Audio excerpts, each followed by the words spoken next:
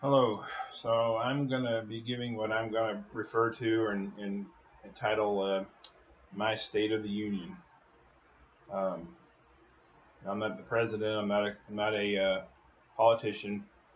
I'm really not much of anything, to be honest. As far as the world's view of being something is concerned, I'm very much nothing.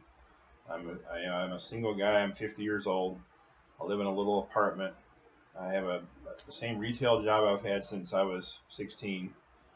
Basically, I mean, I've moved up the ladder a little bit, but I'm basically the same job I've had since I was 16, 34 years in the same basic job. Don't have a whole lot of possessions. Don't have a whole lot of money in the bank. Um, Seems like here lately I'm sick every other day. So by the world standards, I really don't have a whole lot of room to speak about anything. Uh, to to um, to judge anything going on in the world, I suppose you could say. To speak with any sort of authority about the world and about the way things are going in the country, the United States of America. I don't, my formal education only goes as high as the eighth grade. I was in the ninth grade, but had to quit to go take care of my family and take care of myself because my mom was in the hospital and different things. And I was there were other problems happening at the same time. But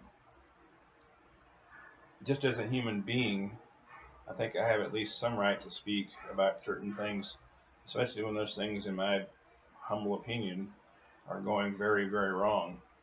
Now, ultimately, we as Christians know that evil's going to take over the world. Evil's going to win for a while. It's going to seem like it wins. Of course, Jesus is always going to win in the end, but evil's going to take over the world, and this is what's happening right now. Evil is taking over the world. Um, I mean, there's so many things that are going on in the world right now, especially in our country, but in the world in general. But I'll just kind of keep it to this country, keep it focused on this country for the moment. They're so obviously and plainly evil that the only people that can't see that they're evil are people who are actually doing the evil things. Uh, and the only reason they don't see that it's evil is because they've been brought up in a system, an educational system, a political system. They've been brought up the way they've been brought up in their homes, the way they were raised. They were taught that evil is good and good is evil, and this is something the Bible tells us about. The Bible talks about days that are coming, and they're here now, where people will say good is evil and evil is good, and they'll laugh. They're going to laugh at anyone who speaks out against evil. They're going to look at me and they're going to find all my obvious faults. I stutter. I'm 200 pounds overweight. I don't have a job, or I don't have a good job. I don't have this. I don't have that. By the world standards, I'm nothing. I'm the scum on someone's shoe. But you don't have to have a great job or be a great guy or have a successful career to have open eyes and see the utter disgusting, abominable evil that's happening in this world today. Um, we'll start with the most obvious things. Um, right now in America, there is a movement um, that is becoming stronger. It's a movement in the political left. On the political left, there are a lot of people who are backing this movement, whether completely or partially. They are backing this movement. This movement is to take the the horrific, tragic abortion level to an all-time high or low, depending on how you look at it, and make it legal, not moral, of course, because there are very few things in this country are moral anymore, but to make it legal to not only abort a child, which is unspeakably evil and unspeakably horrible, but to not only abort a child in the first trimester or even in the second trimester, or even in the third trimester, which is almost unthinkable. But to murder, outright, undeniably murder the child after that child's already been born. And here's some of the reasons they give for that. The child is going to be going to have a health problem that might be too expensive or hard for the parents to deal with. And we're not talking about a child that's going to have to live on life support. We're talking about things like mental retardation. What's that? Down syndrome. We're talking about physical ailments. Maybe a missing hand, a missing leg. Maybe they're born blind. Maybe they're deaf. Whatever. So basically, getting rid of everyone who wasn't born um, able to evolve, able to help evolution along is what they're basically saying, regardless of whether they actually say that or not. So if you're born, not able to add to the positive evolution of man, which is horseradish, horse crap. There is no evolution of man. Man is not evolving. Man has never evolved. Evolution, Darwinian evolution, is a complete and total lie. It's not science. It's pseudoscience at best. It's theory. It's anything and everything but actual science. But anyway, these are the people that they want to exterminate. They want to exterminate them in the womb, and if they don't get them in the womb, they want the mother to look at them and say, "Oh yeah, see this child is flawed. So how about we just go ahead and dispose of the child?" And even worse than the fact that they're willing to do this and they're willing to make it legal, you got Kamala Harris, whatever the heck her name is, and Biden, which Biden is a joke. We know who the real president's going to be with that if that happens, if he wins this election. It won't be him. It'll be Harris. You got all these people saying, as if it weren't bad enough that they're going to abort the baby. They're saying, they want the mother to look at this baby after they're born and say, well, this is a flawed baby, so I want to, get rid of it. And then the methods that they're using to kill the baby is even worse. I've lost my train of thought there, but you get the point I'm trying to make. It's not just the fact that they're killing the baby; it's the fact that the way they're killing the baby. They're either going to euthanize the baby by like they do with a dog or a cat, which is one method, which is it's terrible. I mean that child will just lose its consciousness and die. But there's other methods that they're talking about using that they already use in some other places, like China, and I think Canada does it, where they just take the baby, lay them in a little dark room until they starve to death and die of thirst. And if they decide to, they can take that baby, euthanize that baby, or maybe not even euthanize them, maybe just kill them, like break their neck or something, and then they can use the body parts and sell the body parts for medical research or whatever it might be. These same body parts that come from these so-called flawed children. So that right there is the most obvious, one of the most obvious things that's happening. They're just plain evil. Abortion itself, at any level, any trimester, any level, is disgusting. But at least I suppose you could say, if the baby's being aborted in the very first part of the first trimester, at least they're not feeling any pain. That doesn't excuse the mothers and the doctors from the moral consequences or the moral implications of what they're doing, but at least the baby's not suffering if it's in the first few weeks of pregnancy, maybe before that baby has nerve endings and whatever. So at least they're not suffering. But that's not an excuse. That's just that give us a little comfort to know that the baby's not suffering if it's in the first trimester. And anything after the first trimester, and even part of the first trimester, and moving into the second, you're talking about a horrible pain, regardless of how that abortion is carried out, whether it's chemical, whether it's with scissors or whatever, forceps, however they do it. And in the third trimester, when that baby's already got basically everything they need to live outside of the mother's womb, They got eyes, they have ears, they have a heartbeat, they were able to breathe outside of the mother's body. They have emotions. They're aware of sounds. They're aware of things, going on outside of the mother's body.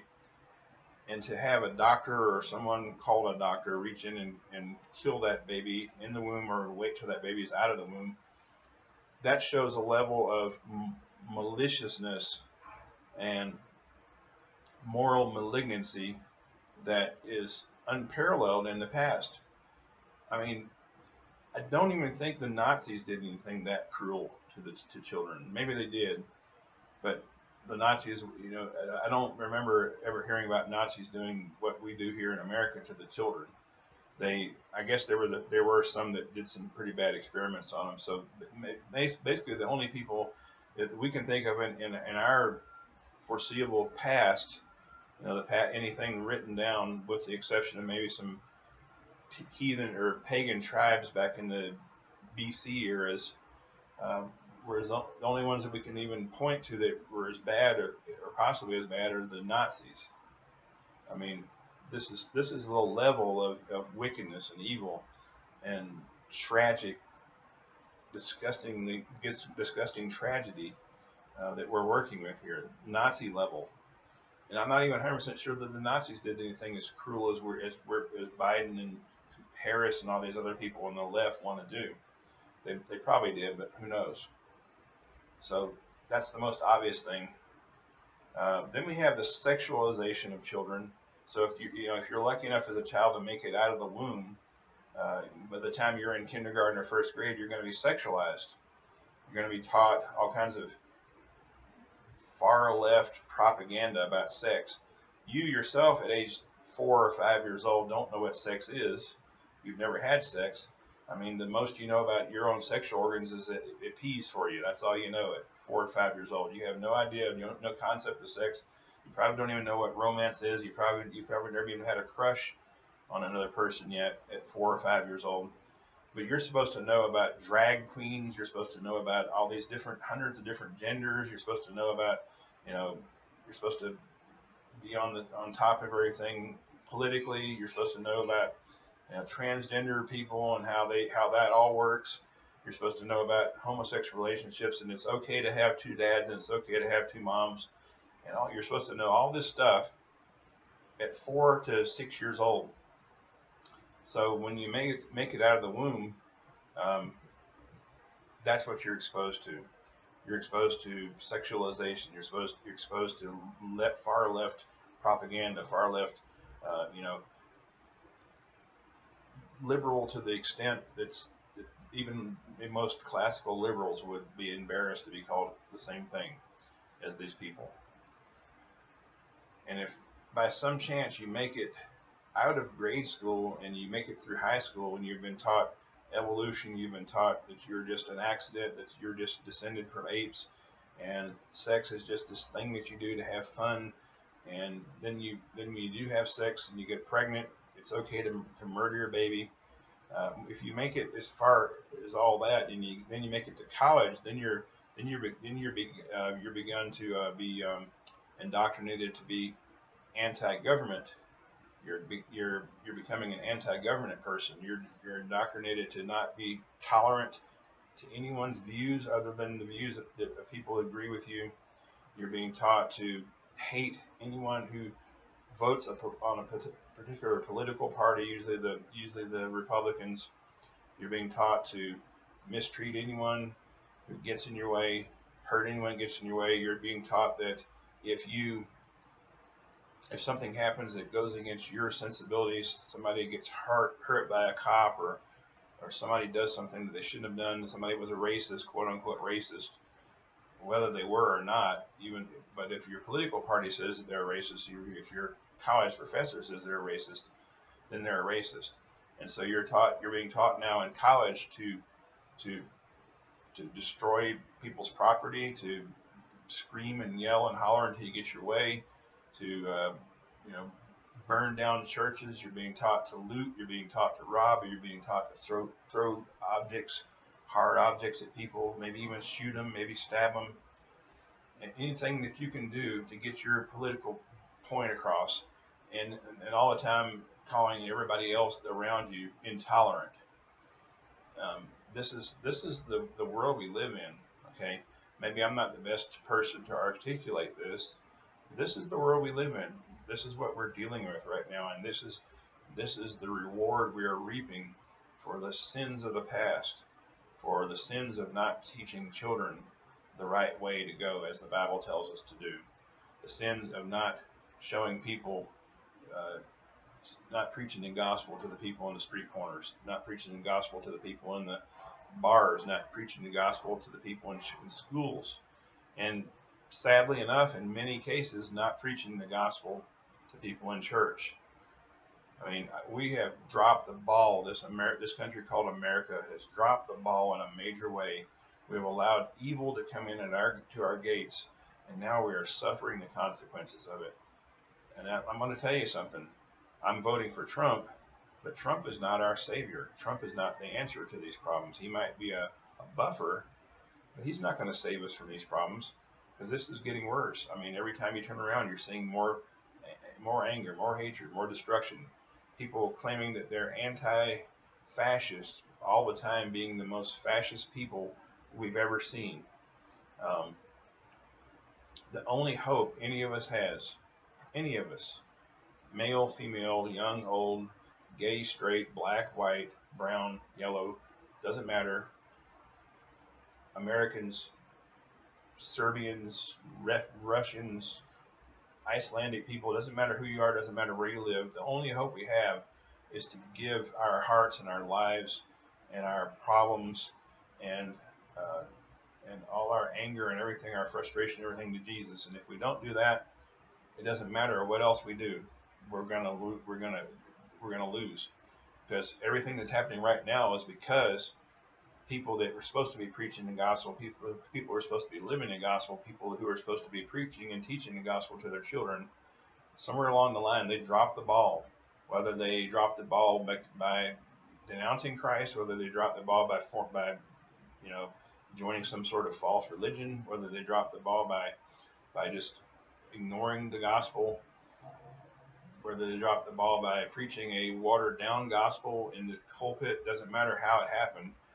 People who are supposed to have been Christians through the last 50 or 60 years have completely lost this nation to evil.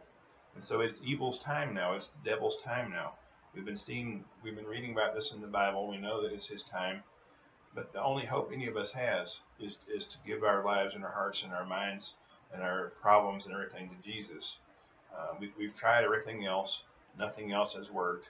We've tried politics. We've tried political reform. We've tried social reform. We've tried, thinking happy thoughts. We've tried turning over new leaves. We've tried, turning to man's philosophy. We've tried everything we can. We've tried false religion. We've tried false hopes.